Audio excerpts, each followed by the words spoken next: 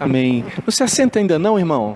Pega a sua Bíblia, por favor. Vamos fazer aqui uma leitura em Isaías, capítulo 6. Que bom poder ver você aqui nessa noite. Que bom que você está aqui com a gente buscando ao Senhor, né? Em tempo de poder encontrá-lo.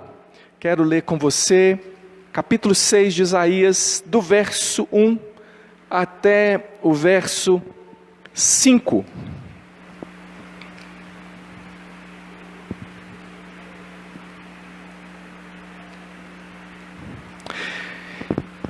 No ano da morte do rei Uzias, eu vi o Senhor assentado sobre um alto e sublime trono, e as abas das suas vestes enchiam o templo.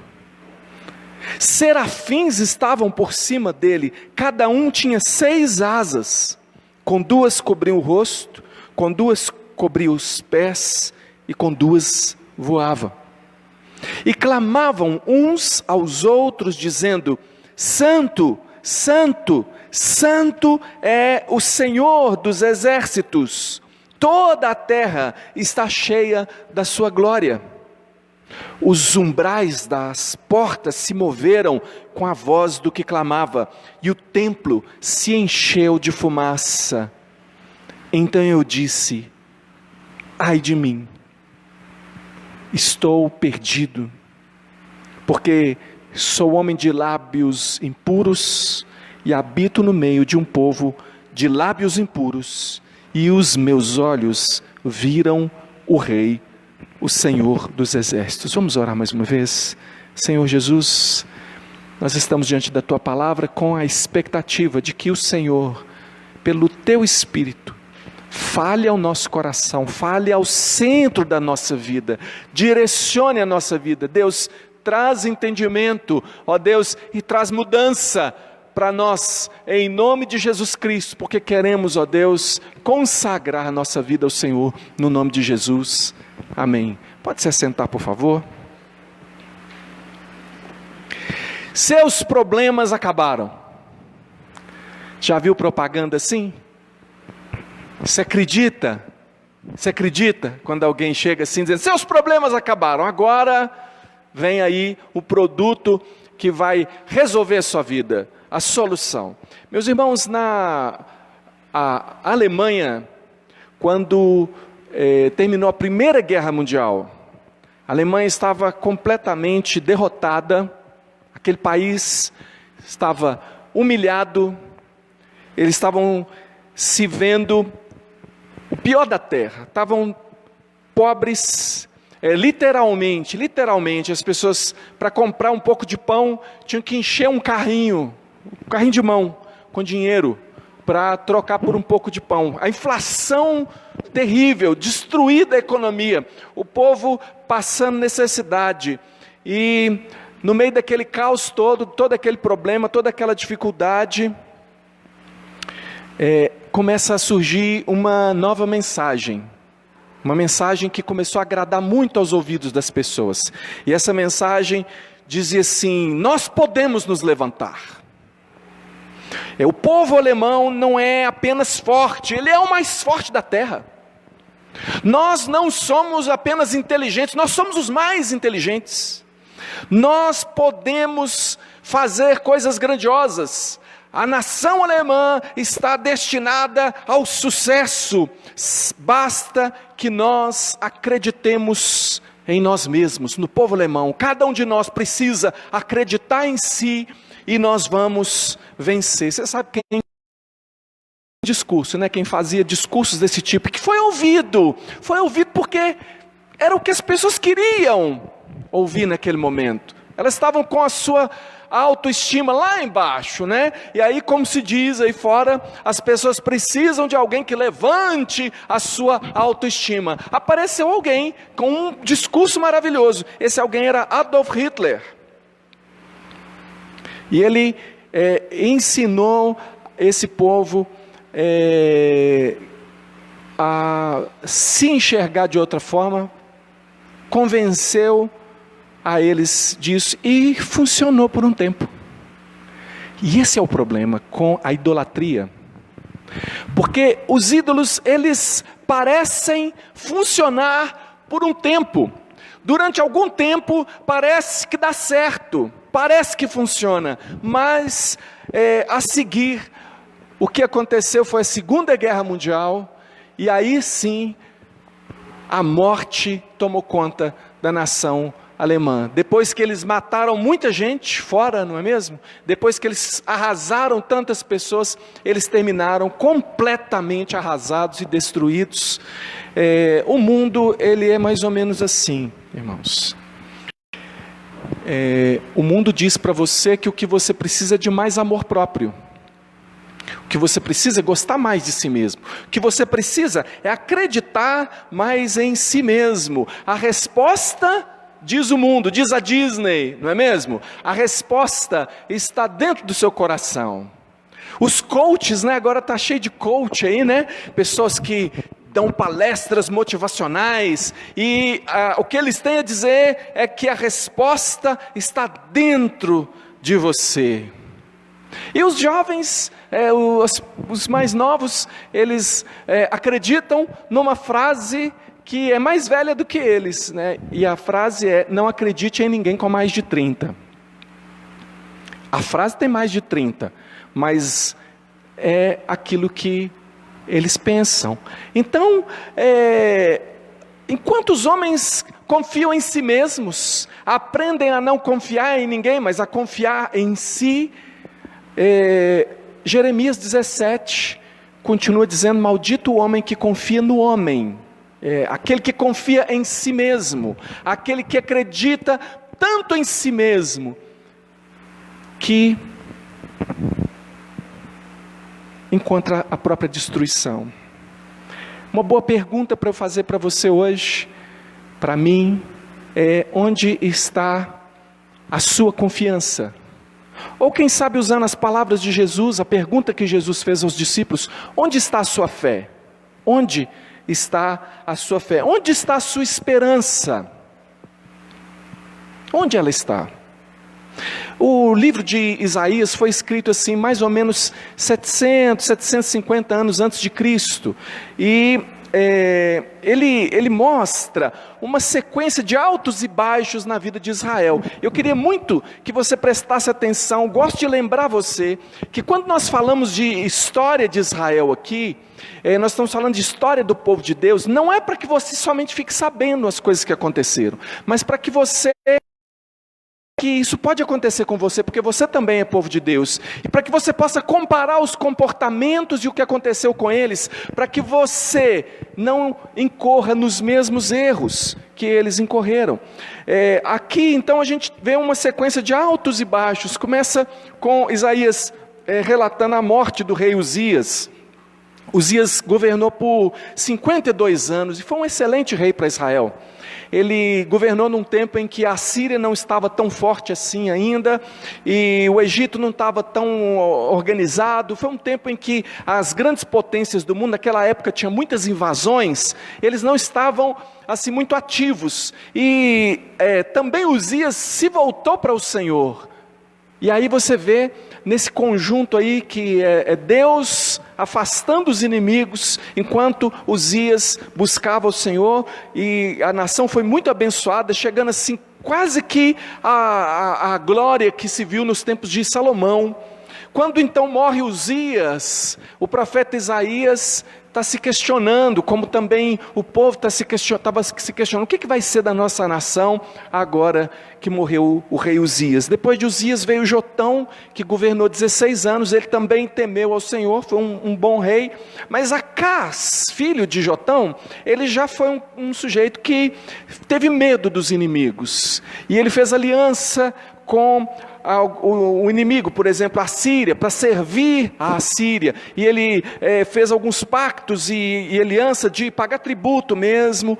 Mas Ezequias, o rei que veio depois de Acás, se voltou para o Senhor e disse: não, nós somos a nação do Senhor, nós vamos servir ao Senhor. E a Síria veio, vindo de que é Israel. Você lembra que o reino estava dividido, tinha Judá e tinha Israel. Eles já tinham Israel, e agora chegaram a Judá, tomaram as cidades fortificadas até chegar às portas de Jerusalém. Quando eles chegaram às portas de Jerusalém, ali Ezequias clamava ao Senhor, e o Senhor agiu naquele momento. E um anjo, diz aqui está registrado em Isaías, um anjo, o Senhor enviou um anjo, e naquela anjo feriu assim 180 mil soldados. Sabe, irmãos, porque as coisas com Deus são muito desproporcionais. Pensar em quem é o Senhor, um anjo do Senhor, não é o Senhor, um anjo do Senhor foi lá e matou 180 mil assim. Eles voltaram com o rabinho entre as pernas, não invadiram Jerusalém. Mas depois de Ezequias,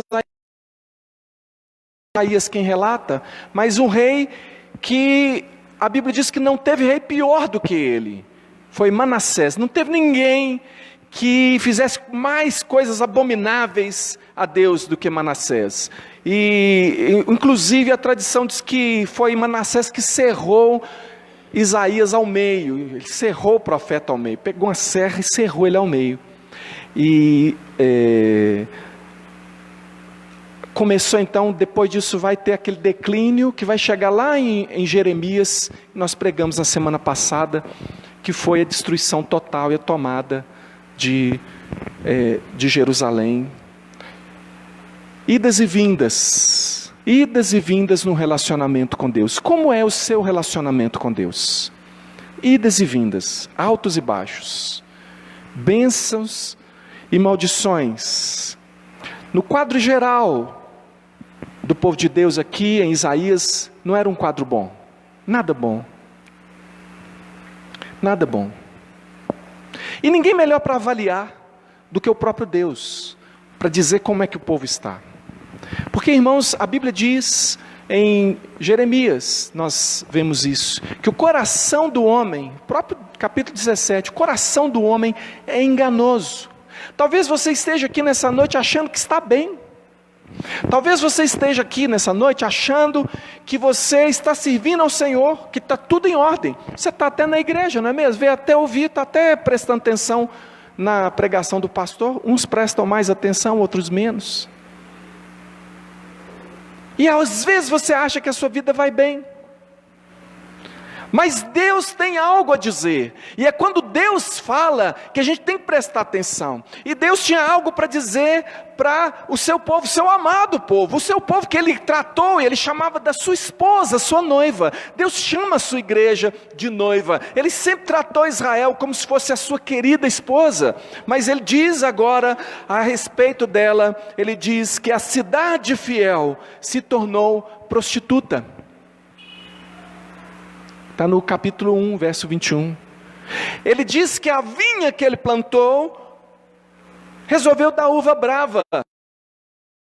Está lá no capítulo 5, verso 4. Ele diz que na verdade ele já sabia que Israel e que Judá especialmente era obstinado, desleal e infiel.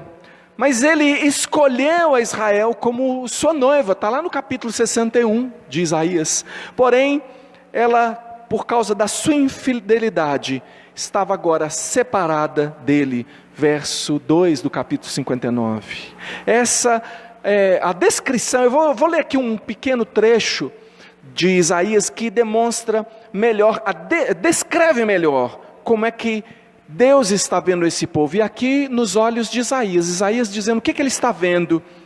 E ele diz no capítulo 64, nos versos 6 e 7 assim: mas todos nós somos como o imundo, e todas as nossas justiças como trapo da imundícia. Todos nós murchamos como a folha, e as nossas iniquidades como um vento nos arrebatam. Já ninguém há que invoque o teu nome, que se desperte e te detenha. Porque escondes de nós o rosto e nos consomes por causa das nossas iniquidades. Meu irmão, o que faz que Deus fale a respeito da sua noiva, do seu povo, diga que ela é como o imundo? O imundo aqui, irmão, é o leproso. O leproso, eles chamavam assim, o imundo, era a maneira deles de se referir a alguém que estava com a doença da lepra, que a gente hoje chama de hanseníase. A lepra, ela é um símbolo na Bíblia para o pecado. Por que a lepra é um símbolo para o pecado? Porque a lepra é algo que quando se instala, por exemplo, se você já viu uma propaganda falando sobre hanseníase, ela fala sobre manchas que aparecem no corpo. Digamos que surgiu aqui uma mancha no seu braço. E você, não sei o que é esse negócio, depois eu vou dar uma olhada, o que é isso aqui. Mas é a hanseníase. E ela tira a sensibilidade da carne.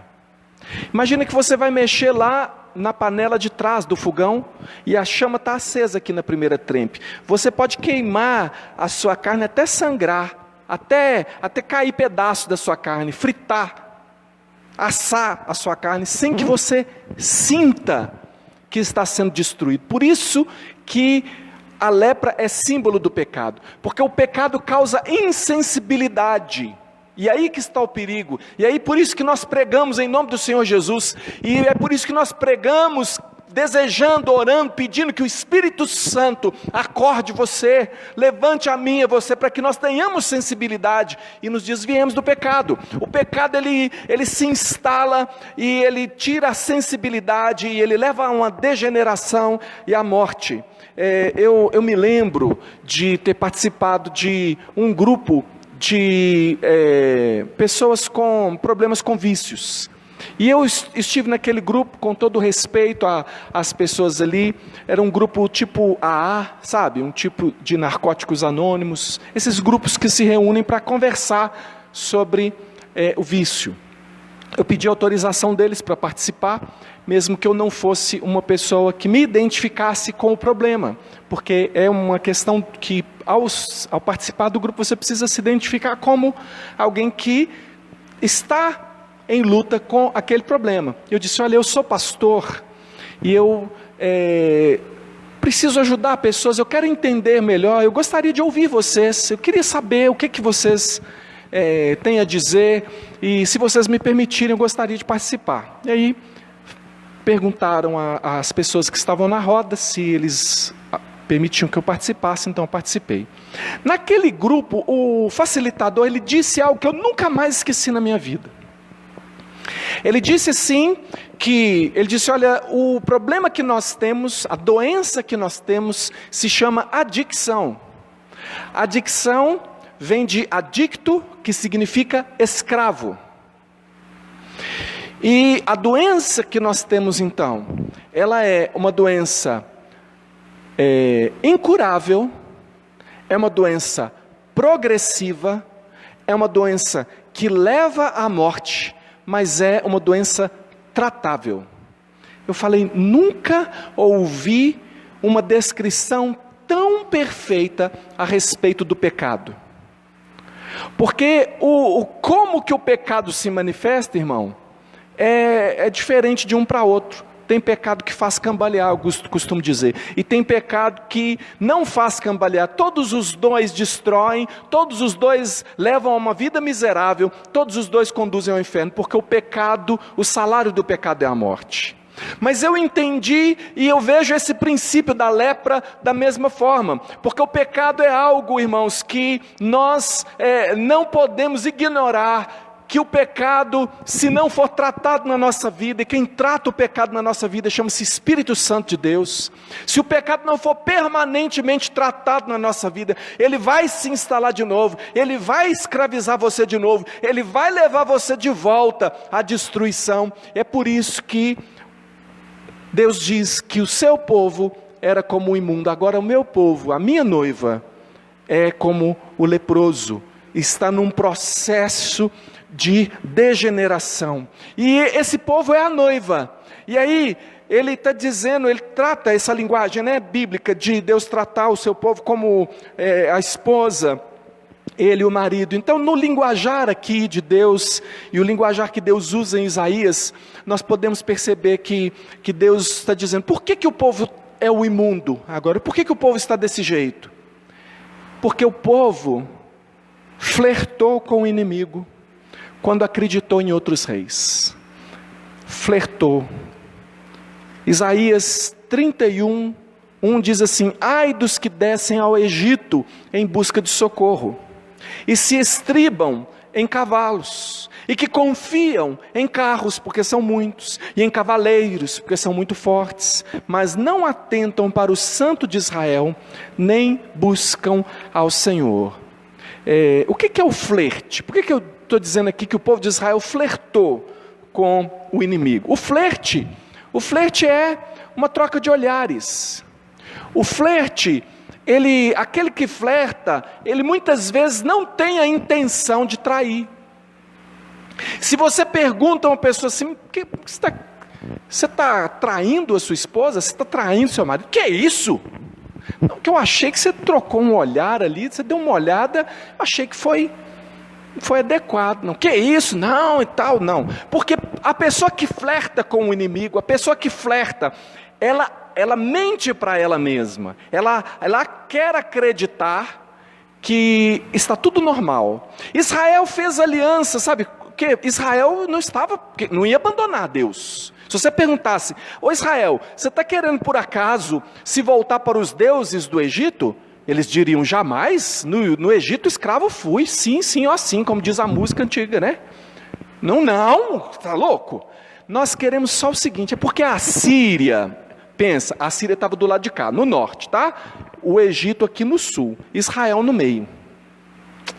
Aí, eles preocupados com as invasões assírias, falam, os assírios vão querer dominar aqui em Israel.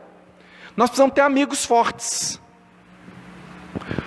Vamos simpatizar com o Egito um pouquinho. Ô Egito, o que você acha? A gente manda uns tributos aí, o que você acha de a gente fazer uma aliança, uma parceria?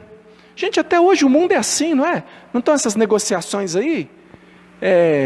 O Brasil, até certo ponto aí, estava mais para países de bandeiras vermelhas, agora está países de bandeiras azuis e vermelhas, né? Essa coisa, de quem você vai ser amigo para você obter? Israel fez isso, ô Egito. A gente podia ser parceiro em algumas coisas, porque se a Síria vier, nós vamos precisar da sua ajuda.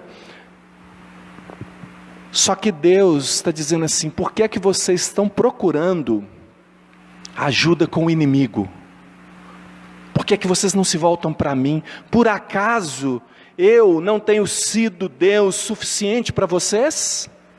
Por acaso vocês acham que os carros e os cavaleiros e os guerreiros do Egito serão a defesa de vocês? E é assim que ele fez. Ele não fez isso só com o Egito. Em algum momento ele fez aliança com a própria Síria. Em algum momento até assim, recebeu a embaixada de Babilônia, que mais na frente dominaria a Síria, dominaria Israel, dominaria até o Egito. Esse é o problema. O flerte são concessões que você pode fazer ao mundo. Concessões pequenas, você aceitar um pecadinho, você aceitar uma parceriazinha, você buscar, assim, nada que vá depor contra o seu cristianismo, né? Porque você não vai abandonar o Senhor, jamais, não é mesmo? Mas começa a se aproximar, começa a ter um relacionamento, uma parceria, pequenas vantagens, agradar os amigos que não temem a Deus. Teve tempo que eles fizeram altares semelhantes aos da Assíria, para falar, inclusive aqui, a gente é assim, a favor da liberdade religiosa, né? Estamos aqui até com os altares aqui, estamos ensinando o povo a cultuar os deuses da Assíria também, para a gente ser mais inclusivo. E assim foi com aquele povo. E, irmão, deixa eu falar uma coisa para você.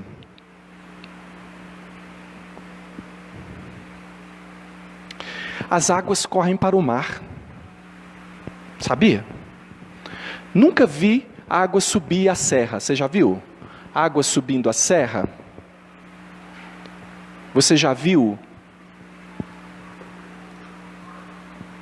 Não, né? O que vem depois do flerte? O que vem depois da troca de olhares? O que vem depois de pequenas concessões? O que vem depois de um gole? O alcoólico anônimo diz, eu não posso tomar, é o primeiro gole. Ele não está preocupado com a garrafa de pinga inteira, não. Ele está preocupado com uma dose. Porque depois da primeira dose, é que vem o resto todo. Ele está preocupado com a primeira. E Israel, depois de começar a flertar, ele por fim adulterou contra Deus. E Deus está dizendo, Israel é como o imundo, meu povo é como o imundo, porque ele adulterou e viu buscar outros deuses, buscar os ídolos. E aí é literal, né? Israel buscou mesmo outros deuses. Eles faziam cultos a outros deuses e misturaram com o culto do Senhor. Isso é difícil de explicar para crente, porque o crente, às vezes ele pensa assim, que o ídolo é aquela estátua que aquela tia sua tem lá na casa dela. Que o ídolo é aquele santo que você, antigamente, antes de ser cristão, evangélico, você tinha devoção com ele, mas agora você não tem mais, agora é só Jesus, né? Então o crente acha que idolatria é só isso. Mas ídolo é tudo aquilo que você escolhe na sua vida, como fonte da sua felicidade, como propósito, com aquilo que pode realmente fazer você ser feliz e realizado. Eu vou contar uma história bíblica aqui rapidinho para você lembrar e entender o que é idolatria. Raquel era mulher de Jacó. A Bíblia diz que Jacó amava Raquel, mas Raquel não tinha filhos. A irmã de Raquel, Lia, tinha filhos. E ela olhava para a sua vida e ela achava que a sua vida não era completa, porque ela não tinha filhos.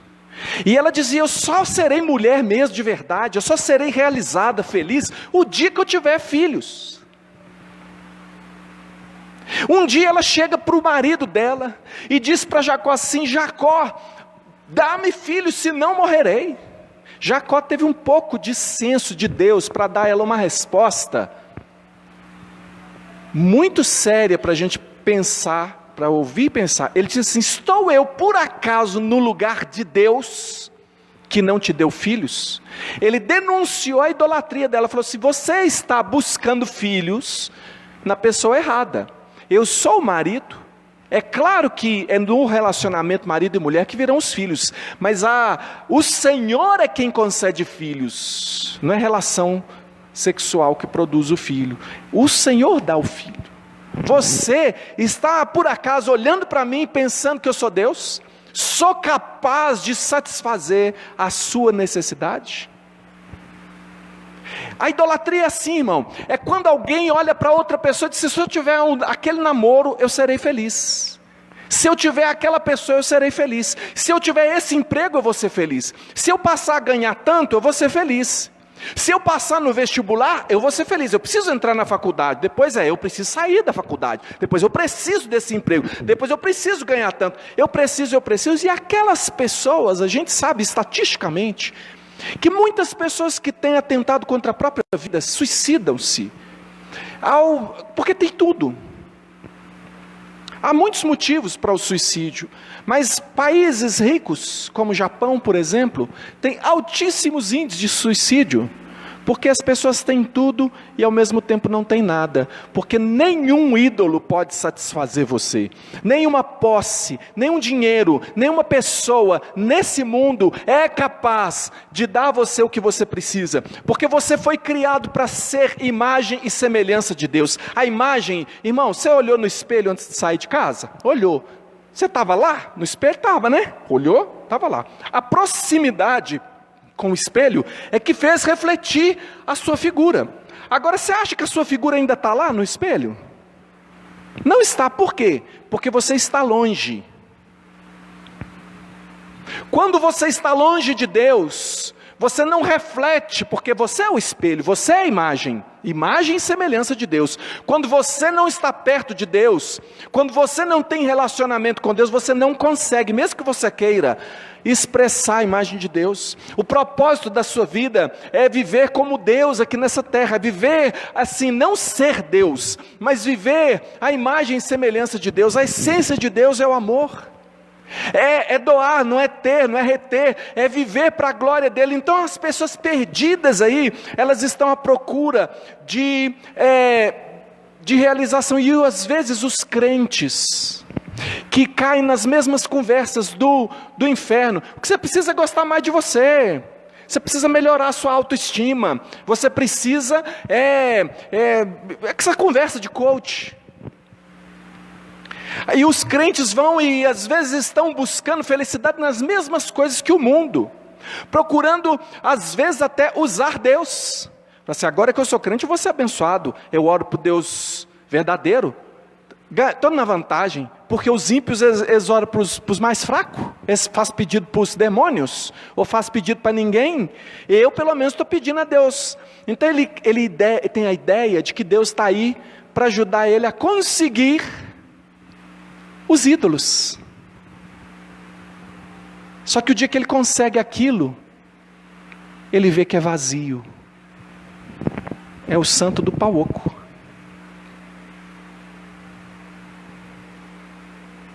O vício, ele vem para compensar as pressões. E vício que eu estou falando é pecado. Qualquer pecado é vício. Eu não estou falando que o vício é pecado. Eu estou falando que o pecado é vício. Você está entendendo? O pecado que retorna, ele retorna por quê? Por que a gente diz que uma pessoa é viciada? Porque ela não consegue deixar de fazer aquilo. Então ela é viciada naquilo. Pode ser jogo, pode ser qualquer coisa. Se você não consegue deixar de pecar, você está escravizado pelo pecado. É vício. Então, eu quero que você entenda que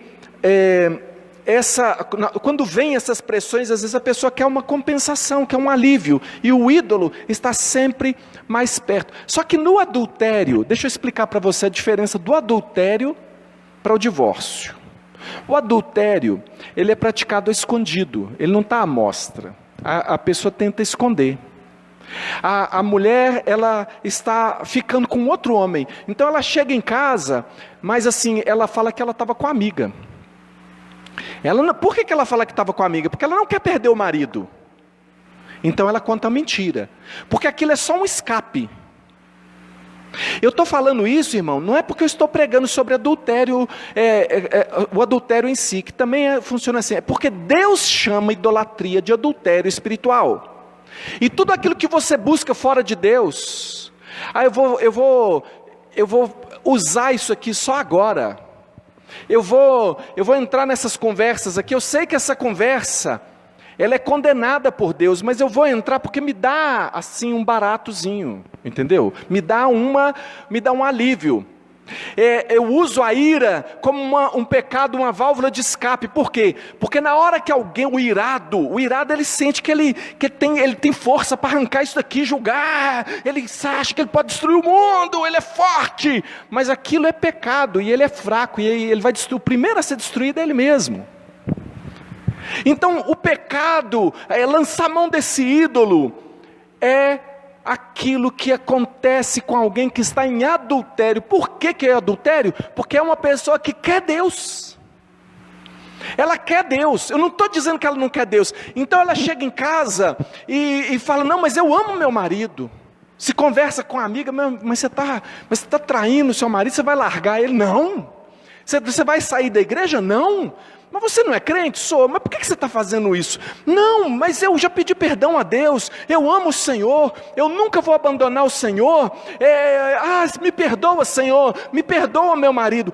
O meu marido é muito bom, ele me perdoa. Meu Deus é muito bom, ele me perdoa. Eu vou lá e faço de novo. Mas Deus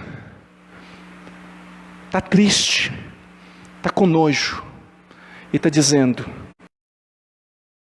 como um imundo, é como um leproso, cada dia pior. Finge que eu não sei, mas eu sei quem você é. E como vai de mal a pior, chega um momento que a pessoa fala, quer saber? Eu vou enfiar o pé na jaca mesmo.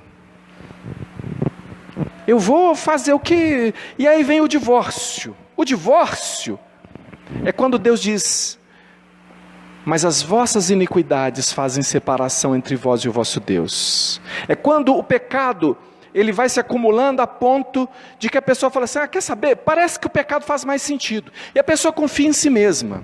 E aí ela não gosta muito de ouvir quando as pessoas falam de pecado, isso incomoda. E ela fala assim, quer saber? Eu não estou gostando desse discurso. Afinal de contas, eu não estou fazendo mal a ninguém, eu só estou procurando ser feliz.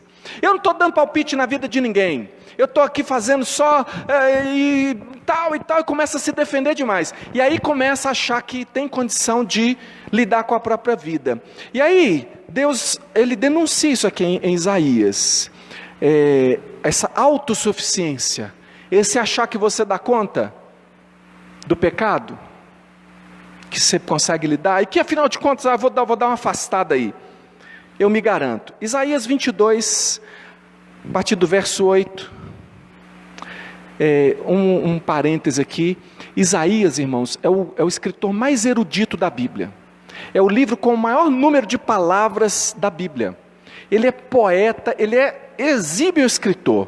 Então, muitos textos dele são bem poéticos, fica até bonito mesmo. Alguns têm um pouquinho mais de dificuldade da gente entender, mas se você prestar atenção, dá para entender, e é lindo. Mas olha a figura que ele faz aqui, para o divórcio, e essa questão da autossuficiência do povo de Israel.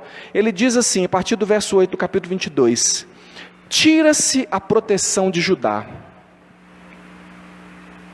Naquele dia, olharás para as armas da casa do bosque. Casa do bosque era o paiol de guardar armas de Israel. Casa do bosque era o lugar das armas, tá bom? Então pensa que o exército tem um lugar de guardar suas armas para o dia da guerra. Era a casa do bosque. Então ele diz assim, naquele dia, falando de Israel, ser desamparado por Deus e não conseguir se defender, mas achar que se defende. Diz, você vai olhar para a casa do bosque? Olharás para as armas na casa do bosque. Notareis as brechas da cidade de Davi. As brechas você vai olhar para as suas armas na casa do bosque, e vai olhar para as muralhas, os muros de Jerusalém, a cidade de Davi, e vai ver que eles não vão aguentar quando o inimigo vier. Que tem rachaduras no muro, que a força que você fez ali para poder se proteger não vai ser suficiente, porque o inimigo vai arrasar mesmo. Então ele diz assim, notareis as brechas na casa de Davi por serem muitas, e ajuntareis as águas do açude inferior. Fala de gente guardando mantimento para o dia do cerco contra a cidade. Também contareis as casas de Jerusalém e delas derribareis para fortalecer os muros. Eles iam destruir as casas dentro da própria cidade para fortalecer os muros, porque o inimigo ia bater contra o muro, para que o muro não caísse. Eles iam fazer isso. Fareis também um reservatório entre os dois muros para as águas do açude velho.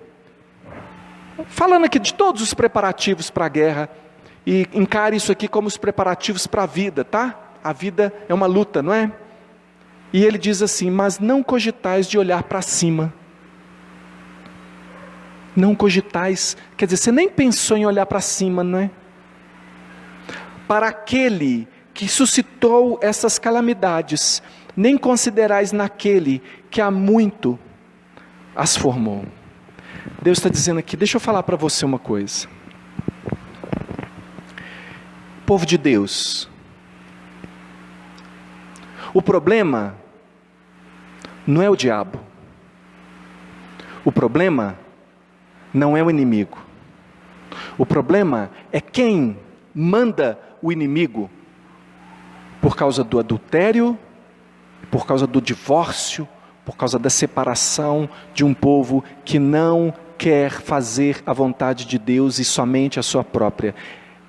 O que Isaías está falando é o seguinte, vocês estão olhando para as suas forças, para a casa do bosque, Irmãos aí de trás, tem gente meio distraída aí, eu quero pedir a atenção de vocês, que nós estamos falando muito sério aqui, tá bom? Na casa, você vai olhar para a casa do bosque, e vai falar assim, quantas armas eu tenho para lutar?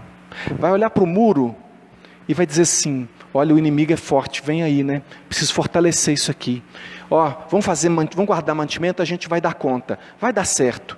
E ele está dizendo assim, você devia olhar para cima, e ver quem é que está mandando o inimigo. Porque esse que está mandando o inimigo é só um instrumento. Porque quem está mandando o inimigo é o próprio Deus.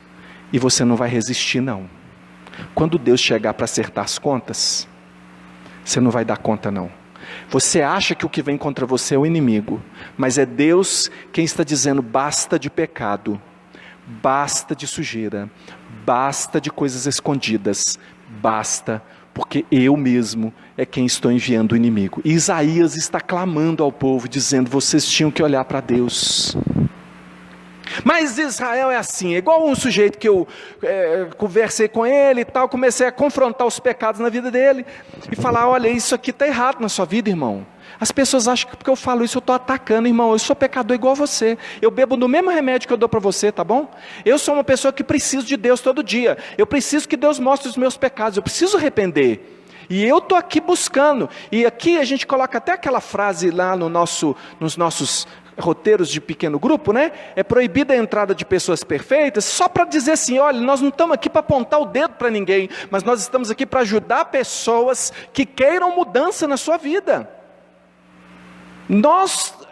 E aí eu chego para a pessoa, mas se ela está naquela fase já quase do divórcio, porque primeiro já flertou, porque depois já adulterou, e agora já está num ponto de abandono, e aí a pessoa escuta, e aí eu falei assim, olha, isso aqui vai dar em morte, isso aqui vai dar nisso, vai dar naquilo, e aí a pessoa briga comigo, e para de conversar comigo, e se afasta de mim, se afasta da igreja. E se você encontrar com essa pessoa na rua e perguntar assim, ô irmão, o que aconteceu? Ah, eu estou dando um tempo aí, não, mas eu estou indo na outra igreja. Você sabe por quê? Porque depois do divórcio, e de estar separado de Deus, mesmo achando que está com Deus, vem o abuso do inimigo. Aí o próximo ponto é ser abusada pelo inimigo. Sabe o que aconteceu com Israel? Primeiro Israel se divorciou de Deus no coração. Se você perguntasse quem é o seu Deus, eles diriam o Senhor, Jeová, o Deus de Israel. Mas na verdade estava praticando o pecado. E aí eles começaram a dar ouvidos aos líderes que falavam o que eles queriam ouvir. E eles deram ouvido aos falsos profetas. E ele falou, esse profeta aqui não gostei dele não, esse pastor aí, não estou gostando não, não, ele só fala de pecado, o negócio dele é dar chapuletada na gente. Agora tem gente que só fala de vitória, só fala, vamos lá, você pode todas as coisas, você precisa acreditar no poder que está em você, você precisa acreditar mais em si mesmo, porque o Espírito de Deus está em você, você pode todas as coisas, mas é mentira, porque o Espírito de Deus não fica no meio da sujeira. Realmente o Espírito de Deus é poderoso com aquele que é fiel a Deus, com aquele que santifica a sua vida diante de Deus. Mas ele está falando para pessoas que, como esse caso que eu falei aqui, é aleatório, já aconteceu mais de uma vez, é alguém que, quando a gente está pregando sobre pecado, e quando a gente chega aqui, irmão, mas é com você que eu estou falando. Porque às vezes eu estou pregando aqui de púlpito, eu estou pregando para todos vocês, inclusive para mim. Mas quando a coisa chega no particular, a gente fala assim, irmão, aqui olha para mim, deixa eu te falar aqui com toda sinceridade, eu estou falando com você. Comigo? Não gostei. Aí, o abuso espiritual, sabe o que é? É que a pessoa vai procurar ouvir os falsos profetas. Eu vou te falar, vou dar o endereço da igreja para você, que você vai ouvir tudo que você quer. É endereço virtual, www.youtube.com. Ali você escolhe o pregador que você quer ouvir, e se ele falar o que você não gostar, você dá pause, e você muda. A igreja é perfeita. Ou se não, você ouve um que fala tudo, e fala, esse aqui eu gostei, porque o pecado na sua vida concordou com aquela falácia, aquela mentira que ele está contando, e aí você vai lá seguir. Sabe o que Israel fez? Eles deram ouvidos aos falsos profetas que diziam: Isaías está mentindo, não vai acontecer nada disso não. A Síria não vai vir cá não vai ter problema. Olha, nós estamos muito bem com Deus. Abuso espiritual. Ser abusado espiritualmente é quando você não conhece a Deus, e aí você dá ouvidos àqueles que falam aquilo que você pensa. Por isso que nós ensinamos aqui nessa igreja que você precisa conhecer a Bíblia. Aqui é você que precisa conhecer a Bíblia. Sabe por que você precisa conhecer a Bíblia? Porque se esse pastor Enoque aqui chegar aqui e falar uma besteira, e falar uma coisa que não está nessa escritura aqui, você tem que saber. Sabe por quê? Porque é a sua vida que está em jogo. É a sua família, é o seu futuro. Você não pode acreditar em mentira. Você precisa estudar a Bíblia, por isso que nós temos escola bíblica. Por isso que no culto a gente gasta um tempo enorme para falar da Bíblia. Além do que a gente canta Bíblia e tudo é Bíblia. E lá no pequeno grupo não é só reunir para orar por você não. É para conversar sobre aquela palavra e ver o que aquilo precisa tratar na minha vida hoje. Se tiver pecado, nós precisamos confessar uns aos outros e tratar. Porque se nós não nos deixarmos tratar pela palavra, nós vamos dar ouvidos a falsos profetas, pessoas que falam em nome de Deus, mas que são como os profetas nos dias passados de Israel. E o dia que veio a calamidade, aí já pulando lá para Jeremias, que eu preguei semana passada, Jeremias perguntava para o rei, na hora que já estava tudo indo já mesmo para os finalmente, e eles ainda estavam maltratando Jeremias, e Jeremias falou assim: ô rei, o que eu fiz contra você? O que eu fiz contra o povo? Eu estou só te perguntando, rei, cadê aqueles profetas que falavam que os inimigos não chegavam na porta? Estão os inimigos na porta aí? Me aponta um, rei, que você dava ouvido para eles. Então o dia que a calamidade chega, irmão, que nós não estejamos ouvindo falsos profetas, que nós não estejamos ouvindo pessoas que abusam espiritualmente dos que não conhecem a Deus, porque depois do divórcio de Deus, vem o abuso espiritual. E esse era o quadro de Israel. E aí você pode me dizer, igual eu falei na semana passada, falei hoje de manhã que preguei essa mensagem, e falo de novo. Você falou: pastor, de novo, eu te pergunto a mesma coisa, pastor. O senhor chamou a gente aqui para falar de esperança, o senhor falou que janeiro é de volta à esperança. Você só conta calamidade, pastor. É porque eu deixo para o final, irmão, falar com você, do que você precisa quando tudo parece perdido. Do que Isaías, o que Isaías viu, irmão, quando morreu um rei maravilhoso para Israel, Uzias morreu, e ninguém tinha esperança, e o que vai ser agora da nossa nação? E aí Isaías, buscando o Senhor, ele disse: no ano da morte do rei Uzias, eu vi o Senhor. Eu vi o Senhor. O que nós precisamos ver é ver o Senhor, mas ver o Senhor majestoso assentado no trono, como Isaías viu, mas ver também o que Isaías viu, irmão, porque parece que Isaías viajou no tempo. Ele descreve o Senhor Jesus de uma forma maravilhosa. O que Isaías viu? Ele viu o que está aqui em Isaías 52, a partir do verso 13: eis que o meu servo procederá com prudência, será exaltado e elevado, e será muito sublime, como muitos pasmaram à vista dele, pois o seu aspecto estava tão desfigurado, mais do que outro qualquer, a sua aparência mais que a dos outros filhos dos homens. Assim causará admiração às nações, e os reis fecharão a sua boca por causa dele, porque verão que o que não lhe foi anunciado, e entenderão aquilo que não tinham ouvido. Quem creu na nossa pregação, e a quem foi revelado o braço do Senhor, porque foi subindo como um renovo diante dele, e como raiz de uma terra seca, não tinha boa aparência, nem formosura. Olhamos para ele, mas não havia nenhuma beleza que nos agradasse.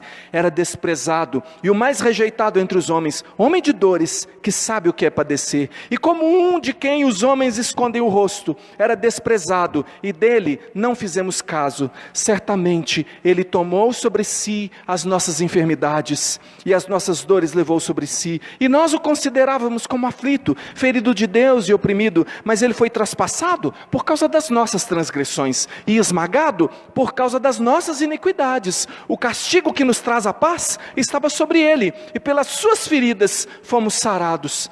Todos nós andávamos desgarrados como ovelhas, cada um se desviava pelo seu próprio caminho, mas o Senhor fez cair sobre ele a iniquidade de todos nós. Ele foi oprimido e humilhado, mas não abriu a boca. Como cordeiro foi levado ao matadouro, e como ovelha muda diante dos seus tosqueadores, não abriu a boca. Pela opressão e pelo juízo, ele foi levado, e de sua linhagem, quem dela cogitou? Porque ele foi cortado da terra dos viventes, foi ferido por causa da transgressão do meu povo. Designaram-lhe a sepultura com os ímpios, mas com o rico esteve na sua morte, embora não tivesse feito injustiça, e nenhum engano fosse encontrado na sua boca. Todavia ao Senhor agradou esmagá-lo, fazê-lo sofrer. Quando ele der a sua alma como oferta pelo pecado, verá a sua posteridade e prolongará os seus dias, e a vontade do Senhor prosperará nas suas mãos. Ele verá o fruto do trabalho da sua alma e ficará satisfeito. O meu servo, o justo, com o seu conhecimento, justificará a muitos, porque as iniquidades deles levará sobre si. Por isso eu lhe darei a sua parte com os grandes, e com os poderosos ele repartirá o despojo, pois derramou a sua alma na morte, e foi contado com os transgressores. Contudo, levou sobre si o pecado de muitos, e pelos transgressores intercedeu. Sabe do que você precisa? Você precisa de um Salvador. O que nós precisamos é de salvação. Nós não nos garantimos, irmãos, nós não temos forças de nós mesmos, nós somos como o imundo, até que o Senhor venha com a sua misericórdia, e seja o nosso Salvador, e seja o nosso Redentor, e entreguemos a Ele a nossa vida, e sejamos por Ele curados e tratados. Irmãos, nós precisamos ver o Rei majestoso, mas ver também o Rei servo, o Rei Cordeiro, o Rei que veio e foi pregado na cruz no nosso lugar, que levou toda a culpa que era sobre nós, toda a maldade, todo o vexame desse adultério espiritual, todos esses pecados ele levou sobre si e foi encravado na cruz, para que todo aquele que nele crê não pereça, mas tenha a vida eterna. Irmãos, nós precisamos aprender que a solução da nossa vida não está em nós mesmos. Nós precisamos, irmãos, nossa vida não vai se resolver se nós formos mais maleáveis, mais parecidos com o mundo. Nenhum outro poder é resposta para a sua vida. Atos capítulo 4, verso 12 diz: e não há salvação em nenhum outro, porque abaixo do céu não existe nenhum outro nome dado entre os homens, pelo qual importa que sejamos salvos. Nós precisamos ter um relacionamento pessoal com Deus, para a gente poder reconhecer quando um líder estiver falando alguma coisa que não for a palavra de Deus, e permanecer de pé enquanto líderes caem. Acima de tudo, nós precisamos de um Salvador, alguém cuja promessa, o que ele promete a você, corresponde ao poder que ele tem para fazer cumprir. O Senhor tem poder para resgatar você, para libertar você, para dar a você força para resistir ao pecado, para parar de traí-lo, para parar de adulterar, para parar de fazer o que é mal e terrível, e ser de fato salvo por Ele.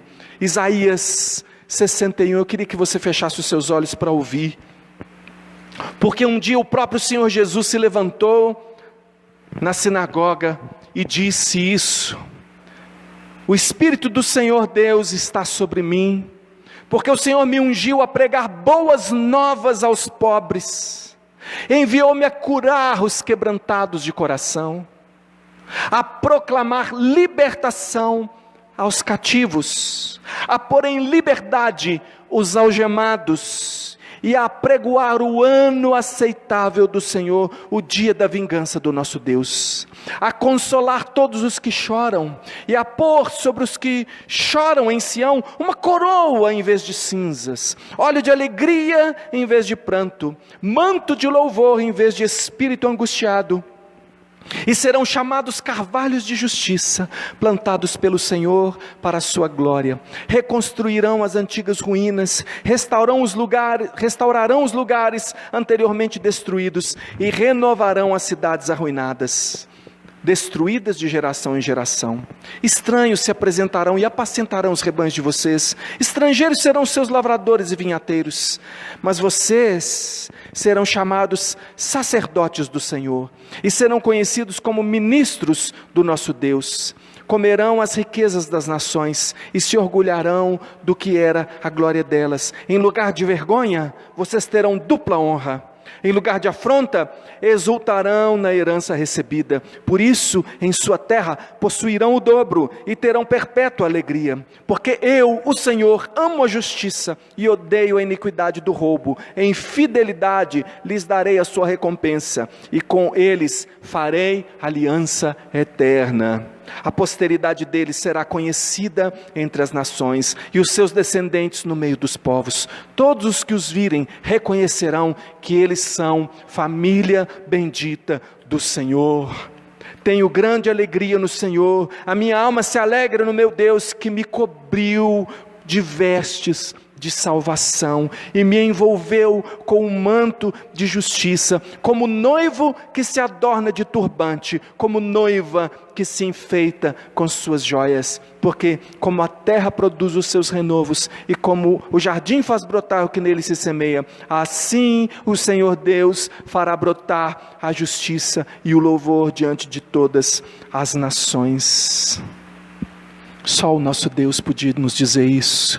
Só o nosso Deus podia nos dizer: eu conheço o seu pecado, eu conheço o que você tem feito, eu conheço essas horas escuras na sua vida, mas eu quero fazer de você a minha noiva, preparada, ataviada, linda, com joias, totalmente limpa. Aqui ele diz que ele nos envolve com o manto, vestes de salvação e com manto de justiça. Irmão, é a justiça de Jesus aplicada sobre a sua vida, não a sua própria. Você não tem, eu não tenho, mas o Senhor nos envolve e nos veste como noiva para um casamento.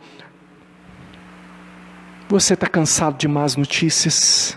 Está sem esperança? Está doente por causa do seu próprio pecado? Tem sido escravo dos seus desejos? Não consegue resistir? Todo dia você se pergunta: até quando vai ficar assim? As suas lágrimas são constantes, sem força para resistir ou prosseguir, vivendo uma vida que não reflete mais a Deus. O relacionamento com Deus, fonte de vida, está cortado, miséria instalada, a aliança do casamento foi quebrada. Mas essa palavra de restauração é para você, porque Deus quer restaurar todas essas coisas. Ele quer acabar com os flertes, as concessões ao mundo. Ele quer que se acabe o adultério espiritual na sua vida, a busca por outros a não ser a Deus, essa autossuficiência sua. Ele quer carregar você no colo. Ele quer livrar você de lideranças infiéis. Sabe o que falta para você reconciliar a sua vida com Deus hoje? Para você dizer: Senhor, perdoa os meus pecados. Senhor, eu quero ser restaurado. Capítulo 55 de Isaías diz: a todos vocês que têm sede, venham às águas. E vocês que não têm dinheiro, venham, comprem e comam. Sim, venham e comprem, sem dinheiro, sem preço, vinho e leite. Porque vocês gastam dinheiro naquilo que não é pão e o suor naquilo que não satisfaz. Ouçam com atenção o que eu digo, comam o que é bom e vocês irão saborear comidas deliciosas. Deem ouvidos e venham a mim, escutem e vocês viverão, porque farei uma aliança eterna com vocês, que consiste nas fiéis misericórdias prometidas a Davi. Vinde às águas. Um dia o Senhor Jesus falou lá no meio da festa, diz lá João capítulo 7, no último dia da festa, ou seja, o povo já tinha comido e bebido tudo que eles podiam. Jesus sabia que eles ainda estavam com sede, e ele disse: se alguém tem sede, venha a mim e beba, e aquele que beber da água que eu lhe der, fluirão rios de água viva. Isso ele dizia a respeito do Espírito que seria dado àqueles que crescem. Meu irmão, o nosso poder de resistir ao pecado está no Espírito Santo de Deus atuando na nossa vida. Eu quero orar com você agora. E eu quero dizer a você que se há arrependimento no seu coração, se há desejo de se voltar para o Senhor está chamando você ao arrependimento. E Ele diz: venha, venha, venha, venha. E eu quero orar com você que quer hoje dizer: Senhor, eu estou aqui, eu reconheço meu pecado, e eu não tenho força em mim mesmo, mas o Senhor pode mudar minha vida. Se você deseja fazer essa oração, eu te convido a ficar de pé no seu lugar. E se é importante o que você ouviu hoje, e se você precisa de um Salvador, se você precisa do poder de Deus para arrancar você do pecado, se você precisa do poder do Espírito Santo para fortalecer a sua vida na caminhada com o Senhor, e você quer fazer esse clamor, eu quero te convidar a vir aqui à frente, orar comigo aqui na frente, e nós vamos dizer: Senhor Jesus, não é outro, não sou eu que preciso desse mover do Teu Espírito na minha vida. Eu não quero viver escravizado pelo pecado, eu não quero, Senhor, eu peço em nome de Jesus que acabe esse ciclo na minha vida. Eu quero uma vida reta, uma vida restaurada diante do Senhor, e eu não estou confiado na minha força, mas eu estou clamando pelo poder do Senhor, pelo poder do Espírito de Deus na minha vida. Vamos clamar ao Senhor. Senhor Jesus, nós somos aqui pessoas arrependidas diante da Tua presença, gente que não confia na Sua força. Deus, diante do que tem nos acontecido, daquilo que temos feito contra o Senhor, nós pedimos perdão em nome de Jesus. O Senhor sabe, ó Deus, aqueles que hoje aqui estão com o coração quebrantado e dizendo: Senhor, eu sei que não foi com outro que o Senhor falou foi comigo, e eu quero uma vida renovada na Tua presença, eu quero uma vida cheia do Espírito Santo. No poder do Espírito do Senhor eu posso dizer não para o pecado, eu posso me manter fiel ao Senhor. Deus, eu quero fidelidade na minha vida, no nome de Jesus. Senhor, eu repreendo agora toda ação maligna contra a vida de quem quer que seja, que hoje se apresenta aqui e diz: eu quero o poder de Deus na minha vida. Senhor Deus, eu clamo por restauração, eu clamo, Senhor Deus, que o Senhor cumpra aquilo que o Senhor prometeu, e o Senhor não deixa de cumprir aquilo que o Senhor promete. O Senhor disse: vinde a mim, e aqui estão os Teus servos, estão os Teus filhos, dizendo: Senhor, eu estou aqui, Senhor, eu quero isso na minha vida, eu preciso do poder do Espírito Santo na minha vida. Senhor Deus, revela o Teu poder na vida de cada um de nós, que hoje entende, Senhor, que o Senhor quer ver a cada um de nós como aquela noiva preparada para o casamento, completamente limpos, Deus, completamente preparados para o encontro com o Senhor. Jesus, trabalha no coração de cada um agora, Senhor. Em nome de Jesus, nós confessamos a Ti as nossas faltas, mas também confessamos a Ti a nossa fé. Nós cremos que o Senhor é poderoso, ó Deus, e que o Espírito do Senhor é suficiente para satisfazer a nossa vida. Senhor, em nome de Jesus, liberta do vício, liberta, Senhor Deus, do pecado.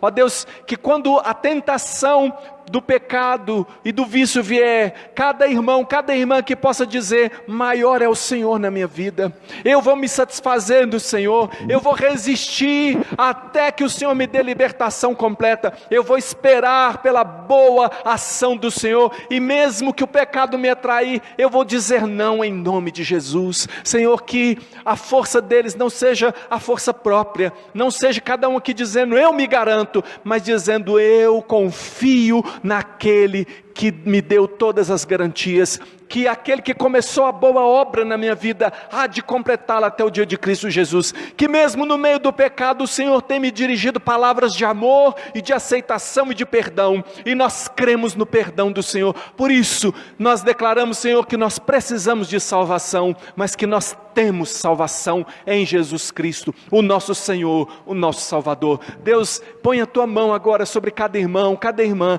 toca a nossa vida com o Teu poder agora, e enche-nos, Senhor Deus, como aquela música que nós cantamos, e enche-me até que em mim se encontre só a Ti, e então usa-me, Senhor, que o Teu povo seja usado, ó Deus, por Ti, na alegria de dizer: foi eu quem fui restaurado, eu sei o que é andar na presença do Senhor, eu sei o que é viver em nova vida, como uma nova criatura. Eu vejo o Senhor agindo na minha vida todos os dias. Senhor Deus, toma essas vidas nas Tuas mãos, que o Senhor nos fortaleça, que o Senhor nos edifique, frutifique e que o Senhor nos dê vitória no nome de Jesus. Ó Senhor, abençoa o teu povo, que a graça do Senhor Jesus, que o amor de Deus, o nosso Pai, e que a comunhão do Espírito Santo do Senhor seja com cada um de nós, agora e sempre.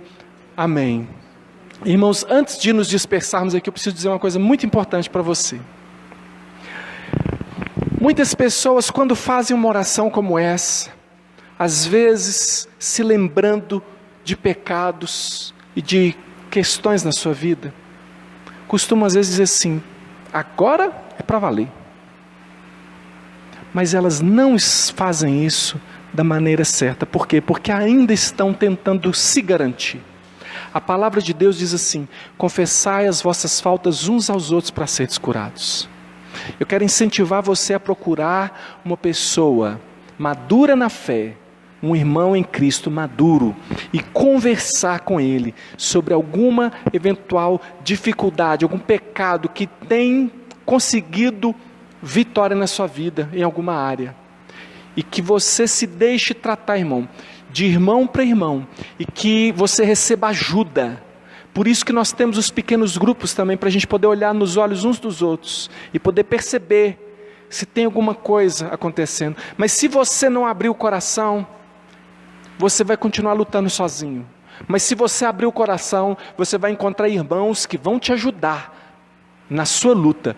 Porque aquele que confessa tentação, não confessa pecado. Isso é um ditado aí, não é bíblico não, mas eu creio nisso aí. Porque eu tenho visto que quando a gente abre a nossa vida, eu tenho experimentado isso na minha vida. Quando eu abro a minha vida, eu fico menos vulnerável ao pecado. Eu prefiro virar para você, Tiago, e falar assim: Tiago, eu estou lutando com isso aqui, e você me ajudar em oração, do que eu ficar guardando para mim e recaindo no pecado, e voltando aqui para orar, pedir misericórdia de Deus de novo. Então, irmãos, vamos colocar a palavra de Deus em prática na nossa vida, porque é bênção, é libertação, mas a gente tem que fazer o que a palavra ensina. A palavra de Deus manda que a gente precisa orar uns pelos outros, aconselhar uns aos outros. Como é que eu vou te aconselhar se você não fala comigo o seu problema? E não é só o pastor não, nós todos aqui, que somos crentes em Jesus, cada irmão aqui pode ajudar você de alguma forma. Agora eu te aconselho a procurar as pessoas mais maduras. Quem que é o líder lá no seu pequeno grupo? Procura primeiro ele. Quem que é o presbítero? Procura o presbítero. Quem que é a pessoa que é crente em Jesus? Porque o problema de procurar os outros, às vezes, é procurar alguém que só vai concordar com o seu pecado. Outra pessoa que também, eu também sou assim, um fica lá alisando o outro no pecado. Nós precisamos ser confrontados, sim, e precisamos aceitar o tratamento da palavra de Deus e nos ajudar para a gente poder vencer, irmãos, porque o nosso inimigo, a Bíblia diz que o nosso inimigo não é carne nem sangue, mas principados e potestades, dominadores desse mundo tenebroso.